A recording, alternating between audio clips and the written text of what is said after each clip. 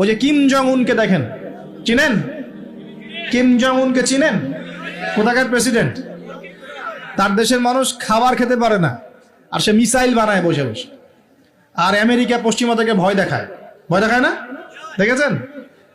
ওর ওই উত্তর কোরিয়া হামলা চালাতে হলে 100 বার চিন্তা করতে হবে পশ্চিমাদেরকে। হ্যাঁ, কারণ সে 8-10টা মুসলিম কান্ট্রির মতো না যাদের কাছে এরকম কোনো অস্ত্র নাই। কথা বুঝতে পারছেন? ওকে অত সহজে কিন্তু কেউ আক্রমণ করবে না।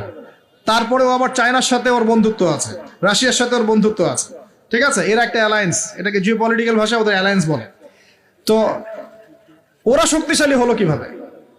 শুধুমাত্র ফাইন্যান্স দিয়ে না, এখানে পলিটিক্যাল ভিত্তি শক্ত, অস্ত্র শস্ত্র তাদের আছে। এখন বহির্বিশ্বের শত্রুরা ওদের দিকে চোখ তুলতে পারছে না, এত সহজ না।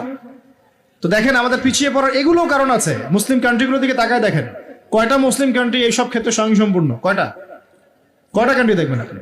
হ্যাঁ, বিশ্বকাপ আয়োজন করে বেড়াচ্ছে, বিশ্বকাপ ফুটবল আয়োজন করে বেড়াচ্ছে, পাশে ইয়েমেন সিরিয়ার মানুষ খেয়ে না খেয়ে মরে যায়, দেখার সুযোগ নাই। কি করছে? ওইখানে বেস ক্যাম্প দিয়ে রেখেছে পশ্চিমাদের জন্য, ওখানে বেস ক্যাম্প ঘাঁটি দিয়ে রেখেছে পশ্চিমাদের জন্য। এবং বহু মুসলিম কান্ট্রি যারা মানে আমাদের কাছে এখন আইডল হয়ে বসে আছে, ভিতরে ভিতরে ইহুদি খ্রিস্টানদের সাথে বন্ধুত্ব করে বসে আছে। তারা উঠতে বললে ওঠে, তারা বসতে বললে বসে, ওদের ইশারায় কাজ করে কিনা?